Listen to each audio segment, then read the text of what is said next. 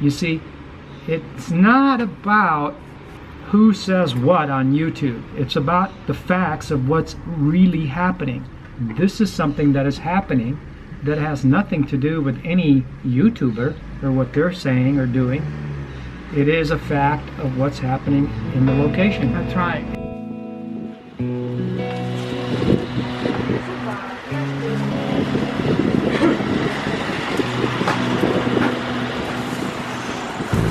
Hi everybody, Frank and Angie at Retire Earlier and Better, at home or abroad, whatever suits you. And today we're going to do something a little bit different than we usually do, and we're going to call it what? Expat News Flash? Yeah. Talking about news flashes from around the world that you may want to know about because, hey, it's fun. And this isn't the typical goody-goody information about the best place in the world or anything like that. This is more like Skype has been banned in United Arab Emirates. Skype, for goodness sakes. Skype, I mean Skype, you know? It's like, it's just Skype. Well, I mean, we use it, but it's not like the best program in the world. The business community uses it a lot there. They're very upset about this. They're complaining.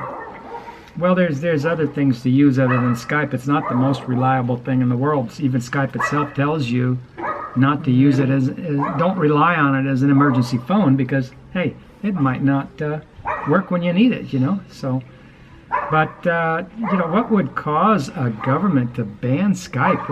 What an idea! No, they didn't really go into detail, but they did say that they want you to use approved VoIP system. They want you to use a government-approved VoIP system. United Arab Emirates. I don't know much about United Arab Emirates. Is that one of those tax havens? I mean, if it is, I might be off. There's some tax havens out there. Yeah, I don't know what the cause of that, but it seems really outlandish, and you know, but they want you to use their approved one so that they can do what? I mean, so that you don't use that one. We don't have any control over that one. You use this one. Although other countries are able to control. They're like in Europe, if criminals use Skype, they're easily tracked.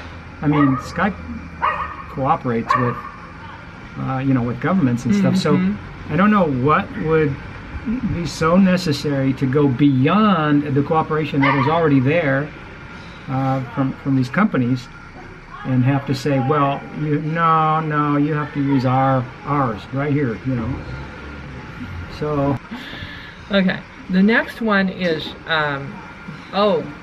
guess where the safest countries are this year? Where are the safest countries this year, or just any year, or this year? I don't know. I'm sure that they're pretty safe. Safest countries now are... But it's Switzerland and Iceland. Switzerland and Iceland, two cold places. I wonder if that's got anything to do with it. Because people don't want to go outside. They don't stay up late, you know, carousing because it's too cold. Yeah, so we live close to Switzerland, hon. Maybe we should go to Switzerland so we'll be safe. Maybe we should. The thing is that safety, these kinds of safest places, just relative. I mean, you know, safest compared to, I mean, 10 is 10 more than 9. That's relative, you know, so you can't say that 10 is low or high. It's just more than 9. You can't say it's a high number or a low number because you've got higher numbers. Well, if you put it that way. You've got 11 or 12 or whatever. Safest, well, okay, in what way? I mean, we've been pretty safe everywhere, even in places where, generally speaking, are not super safe. But we do avoid places that are definitely not safe at the moment. And we don't usually talk that way either. We don't talk safe, not safe, because those are, it's not an absolute thing. It's, you know, when you talk about safety, you can't say, oh, this country's safe. People have asked us in the comments, well, what's safe for a woman alone? And we teach people and women alone how to investigate specific areas. Like you could say, for example, you know, this country is safe, but then you go to this neighborhood or this town and there's certain kinds of crimes going on. So from one place to the next, from one city to the next, there's different things going on, and it's important to investigate that if those areas are on your radar.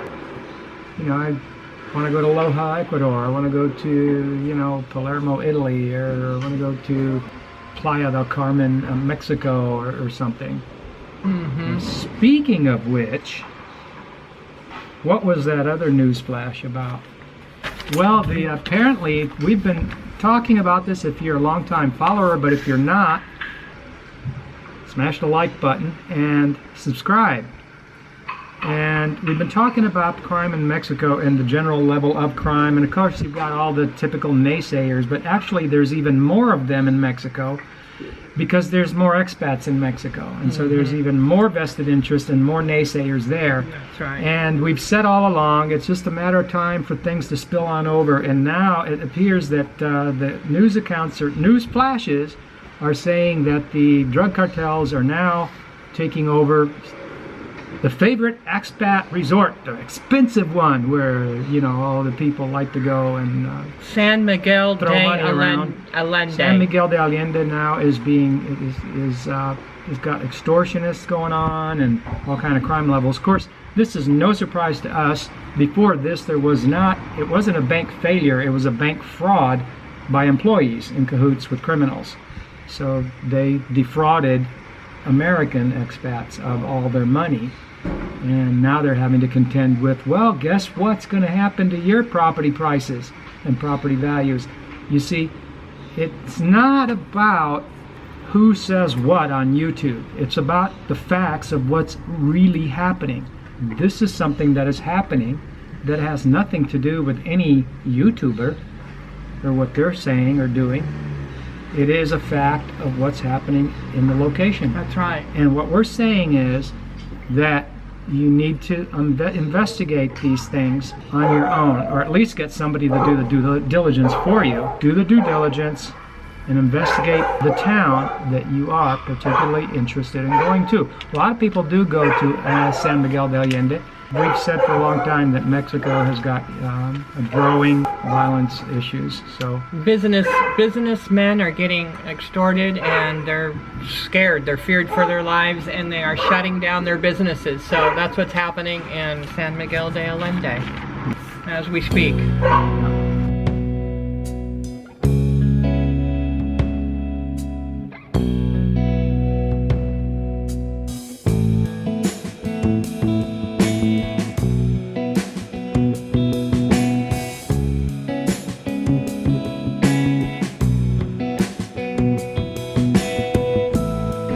San Miguel de Allende, the naysayers always said, oh, this drug-related crime has nothing to do with anybody, and it's always over here in these areas over here, but if you stay away from there, then you're okay over here.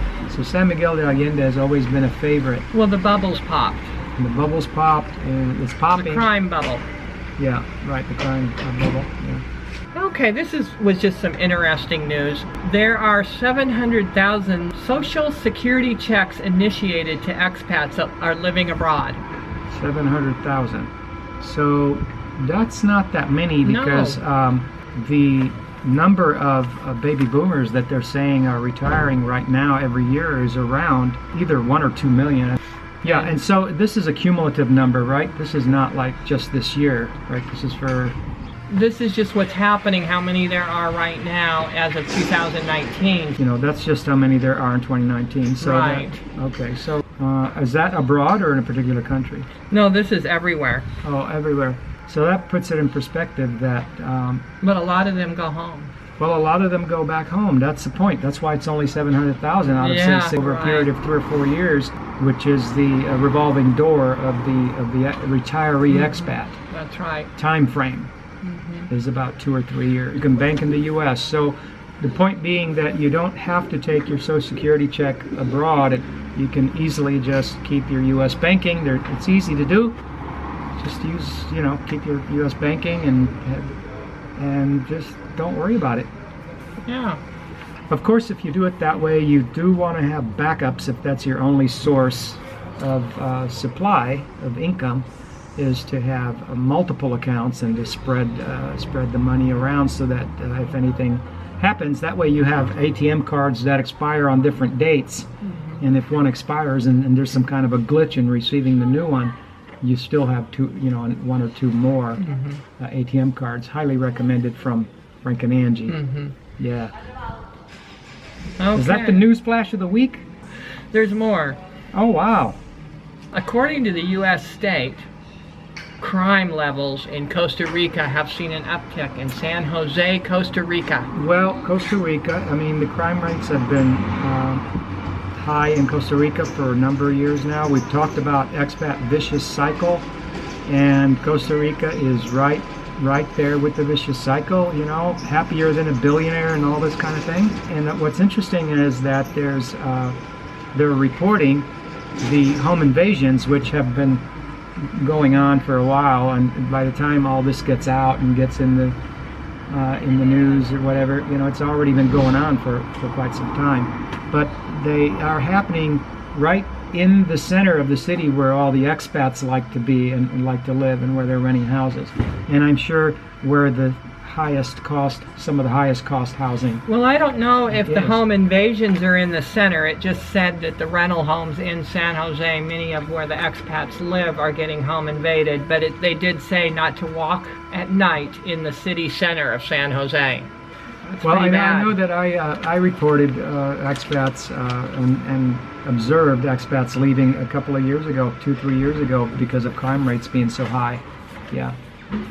So, yeah, these things go in cycles. We talk a lot about that, and we just like to point out how they're happening, where they're happening, when they're happening. You look at Panama, you look at Mexico, you look at Costa Rica, now the DR. Every single one of these places have gone through this cycle that we call Gringo vicious cycle. Here in Panama, the Gringo vicious cycle that we've discussed previously, when it comes into full swing, the crime rates spike. The prices spike and the crime rates spike. And when the crime rates spike, the gringos flee. When the gringos flee, the prices pop. But it's basically pumped on the internet. You got places like Vilcabamba, you got places like Boquete, Panama, now the DR, you got Mexico, Costa Rica. All of them have been put through this vicious cycle that starts out in the beginning telling people they can retire there on their Social Security check, as they start out quoting a loss leader price. Oh, you can live here for less than $900, and of course that doesn't last. The cycle just builds momentum as the bubble increases, and this happens in a relatively short amount of time. This is not normal organic traffic.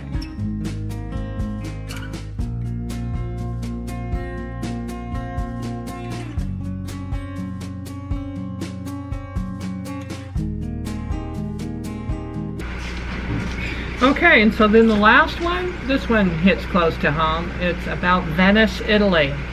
Venice, Italy, flooded deeper than since 1966. The last 50 years. It's had the worst flooding since worst flooding since 50 years, and it stayed underwater for like a week. 6 feet 2 inches. At some points, it got 6 feet under. So I don't know the future of a city like that. I mean, they're propping this city up just for the tourism money.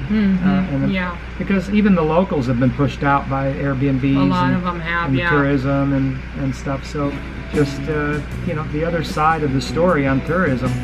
Not only does it have its direct effects, but it's got these indirect effects, like in a place like Venice, where it really kind of needs to be abandoned, but thanks to the tourism, it's just a money pit. A money center. Money. Well, yeah, both. So if you have a news flash you want to tell us about in the comments, please do so in the comments. We appreciate your comments, and smash the like button and help our algorithm. Thanks for watching our videos, and if there's any other kind of content, and let us know what you think about this kind of video and this kind of content. And we always like to give you our take on things around the world and at home. Thanks for watching.